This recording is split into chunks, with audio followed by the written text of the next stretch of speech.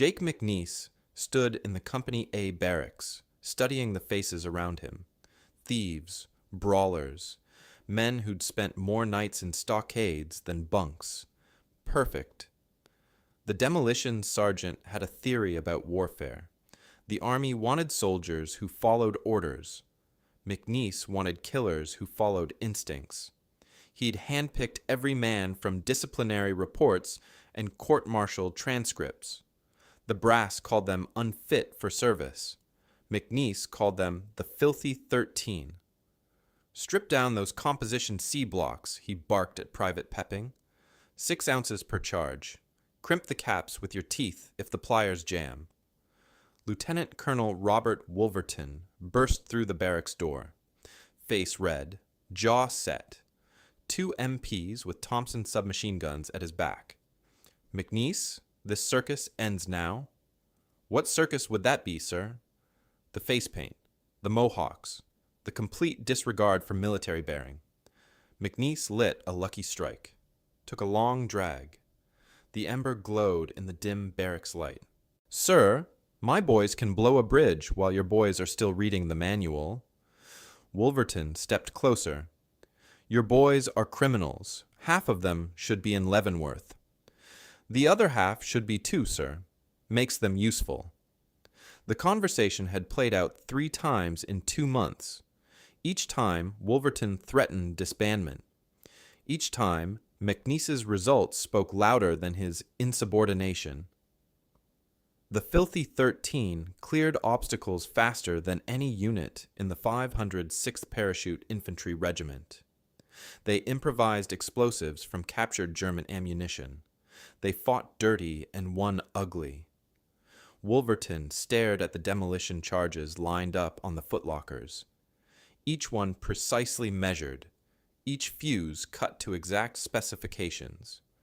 Get them ready for D-Day, he muttered, then turned and left. McNiess grinned. The real war was about to begin. The C-47s took off at 23:10 hours June 5th. By 02:20 hours June 6th, everything had gone to hell. Chalk 31's pilots squinted through flak bursts at flooded Norman fields. Rivers twisted like black snakes in moonlight. The Douve looked identical to the Murderet from 1,500 feet. 3 minutes early, 6 miles short. The red light blinked. Men shuffled toward the door.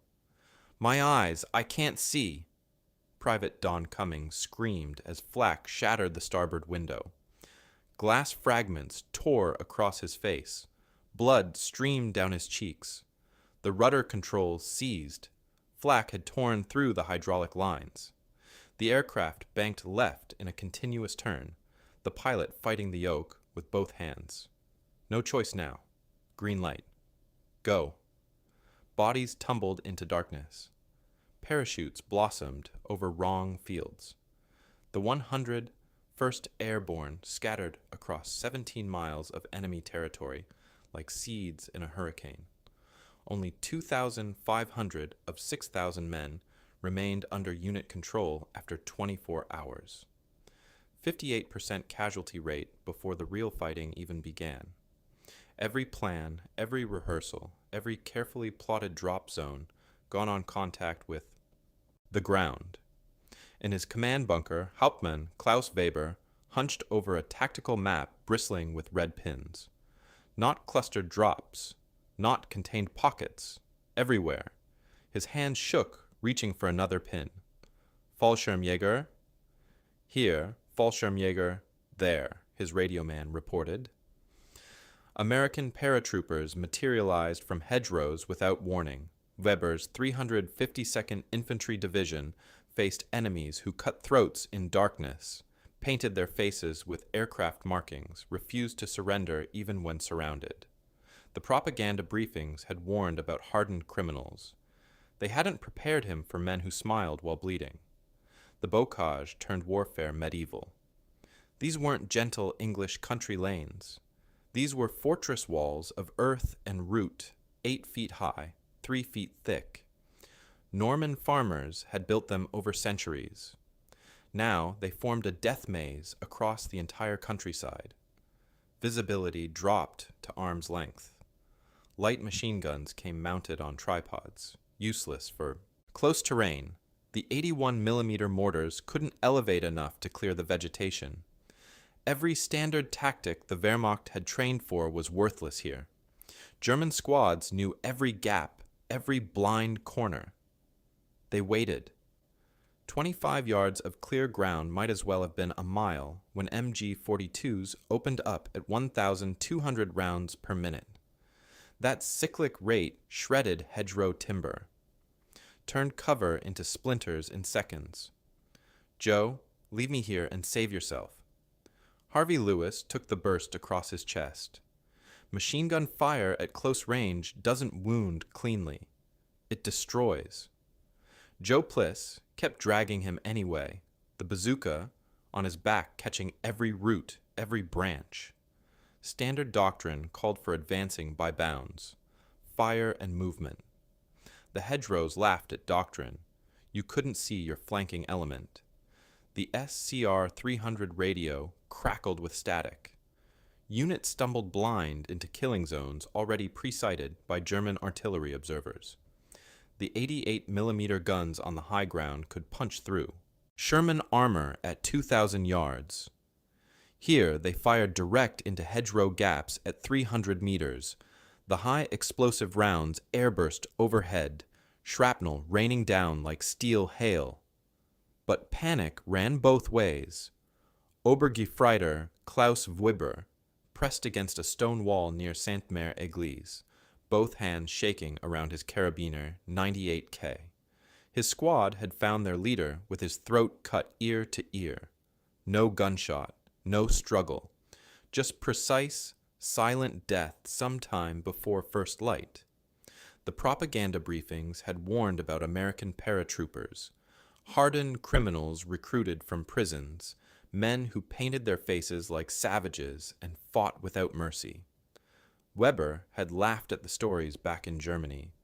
He wasn't laughing now. Every shadow hid a killer. Every sound in the bocage might be his last. The Americans moved wrong, no formation discipline. They crawled through hedgerows like animals, slithering through drainage ditches waist-deep in Norman water, appearing 25 yards away without warning. His MG-42 could cut them down, in theory, but they came from impossible directions, through flooded fields, along hedgerow tops where no sane man would crawl. His company commander kept radioing the same word: everywhere, everywhere, everywhere. 300 meters away, in a drainage ditch, the filthy 13 moved through the dark. Babe Heffron smeared invasion stripes across his cheekbones. White paint from aircraft recognition panels, 3 horizontal lines. Chuck Plauta blackened his face with burnt cork from bombed farmhouse wine bottles. Indians knew something, Plauta muttered. Scare the enemy before you kill him. McNiess's boys hadn't bathed in 11 days. The stench was tactical. Water went for cooking the deer Ragsman shot with his M1 Garand at 200 yards. They moved without metallic clinks, without boot scrapes on stone. The heavy kit stayed back. Tonight belonged to knives and wire. Chris, you take the left approach. Snake. Hold the ditch line! McNiess's whisper carried no further than breath on glass. The German sentry stood 20 yards out, his Guerrier 43 slung loose across his shoulder, stamping his feet against the June cold. Jackboots squelching in Norman mud. The American came out of shadow like smoke, no rustle of vegetation, no displaced earth. The sentry's throat opened before his brain registered movement. The body dropped without a sound. 3 more sentries died in 15 minutes. Carotid arteries severed. No shots fired. Obergefreiter Weber watched from the next position as the throat cutter vanished back into darkness. His breathing came in short gasps. Sweat ran despite the cold. These weren't soldiers in any sense he understood.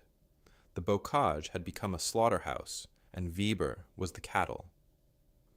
Major Friedrich von der Heide studied the intelligence reports in his command post, reading the same word over and over.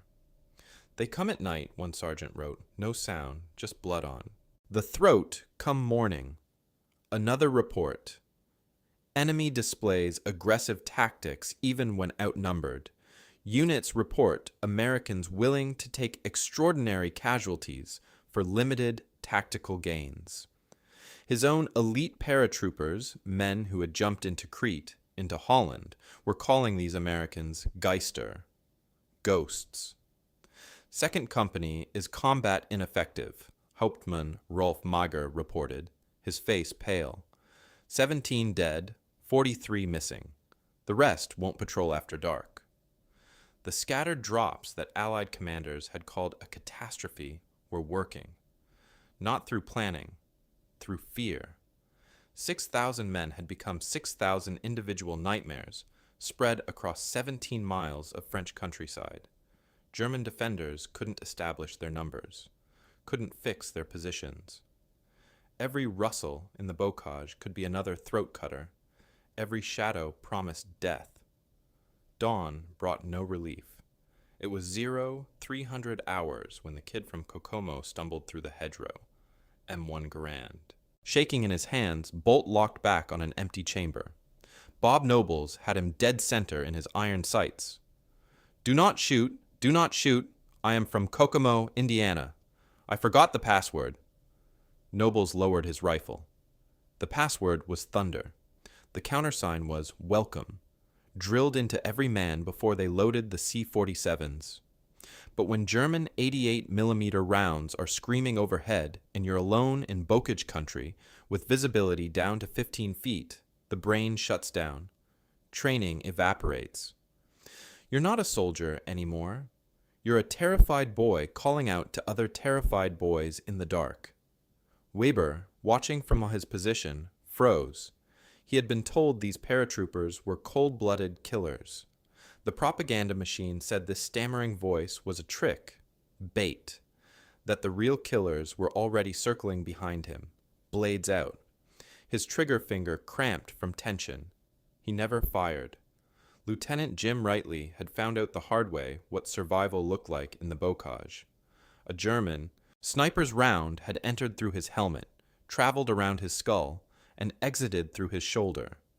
Blood streaming down his face, bones dotting his collar, Rightly laughed. "At least they hit the hardest part of my body, my face." Dark humor. The only thing keeping men functional when everything else had collapsed. Back in the drainage ditch, McNiess was crimping a blasting cap with his molars. The copper tube compressed under 180 pounds per square inch of jaw pressure. His teeth ached. "Sarge, that'll blow your damn head off," whispered peeping Tom Wimmer. "Not if you crimp it right." McNiess spat copper shavings. 2 millimeters from the fuse, no more. The blasting caps went into Composition C 3 charges. 15 pounds of plastic explosive per hedgerow gap. 30 seconds on the timer. Enough to clear the kill zone. Fire in the hole. The explosion vaporized 20 feet of ancient Norman stonework.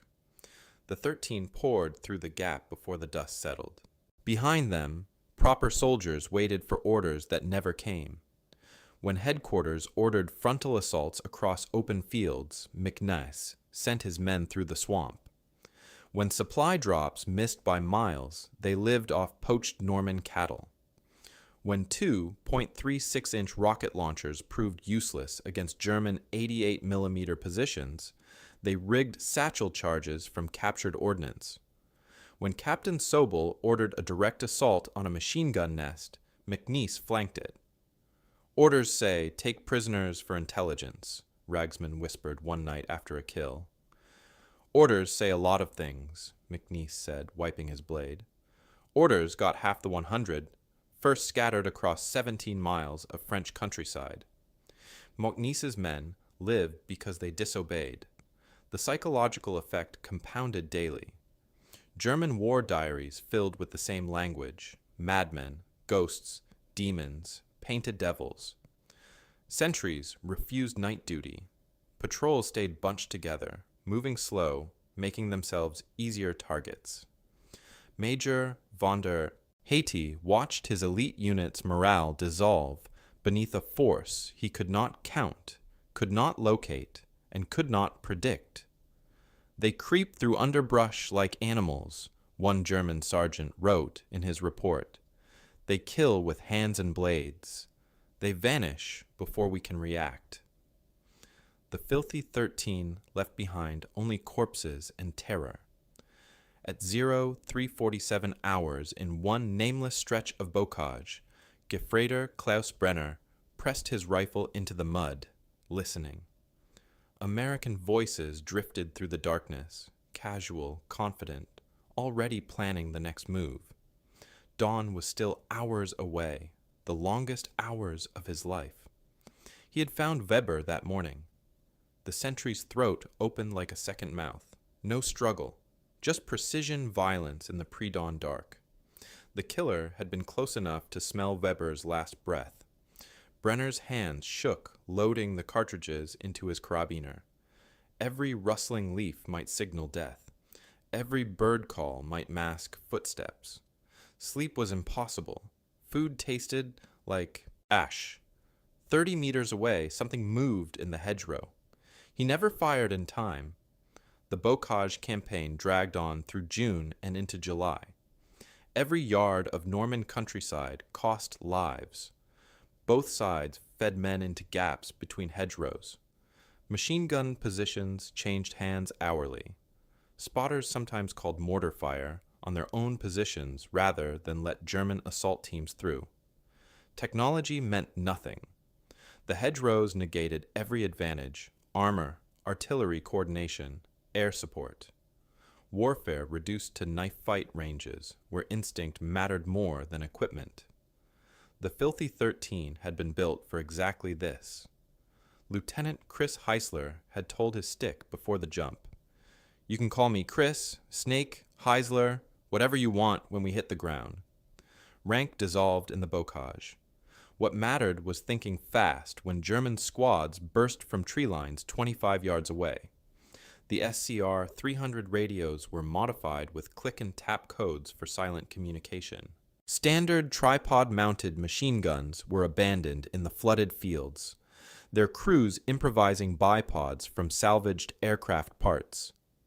Every failure in doctrine became a problem McNiess's men had already solved. The 58% casualty rate from the drop zone disaster told one story. The German after-action reports told another. Hauptmann Klaus Weber's report from Carentan captured it plainly. They appeared everywhere at once, silent movement through the bocage. We expected soldiers. We encountered something else entirely. His regiment had faced elite Wehrmacht, units across Europe. None had broken them like McNiess's painted devils. Weber's radio operator, Unteroffizier Hans Kruger, survived 3 encounters with American paratroopers near Brecourt Manor before the last one broke him completely. "They moved like ghosts," he told interrogators after surrendering. "My squad heard rustling 25 yards away. By the time we turned, 2 men were already dead. The rest melted back into the hedges. The scattered drops hadn't weakened the 101st. The isolation had unleashed them. The brass never forgave them for being right. By 1947, the Pentagon was quietly studying the filthy 13's methods. The improvisation, the small unit aggression, the complete rejection of doctrine when doctrine got men killed. The army that had threatened McNiess with court-martial was now taking notes. By 1952, the first Special Forces units were forming. The training manual read like McNiess's war diary: small unit tactics, unconventional warfare, operating behind enemy lines without support, mission over protocol, results over regulations. The filthy 13 had written the blueprint in blood and mud across France, and the army had spent years quietly learning from men it once wanted to imprison. The tactics that earned them discipline became doctrine. The unit leadership called criminals had created the template for modern special operations. McNiess found God after Bastogne. The man who'd terrorized German positions across Normandy spent his remaining years in quiet reflection. I spent the first 35 years of my life sowing wild oats, he'd tell visitors, and the rest of my life praying for a crop failure. The violence haunted him. The necessity didn't. He died in 1997. His funeral drew generals who had learned his lessons without knowing his name. The filthy 13 were never the army's ideal soldiers. They were dirty, insubordinate, and contemptuous of every regulation that didn't serve survival. But in the Norman bocage, when conventional warfare collapsed on contact with the hedgerows, they were exactly what the war demanded. Not soldiers following a manual, hunters operating on instinct. Men who understood that in close terrain, at knife fight ranges, in flooded fields at 0300 hours with no radio contact and no reinforcement coming, the only rule that mattered was come home alive. The brass wanted textbook. Formations. McNiess gave them victory. If you enjoyed this story, hit subscribe for more World War II historical deep dives every week. Thanks for watching.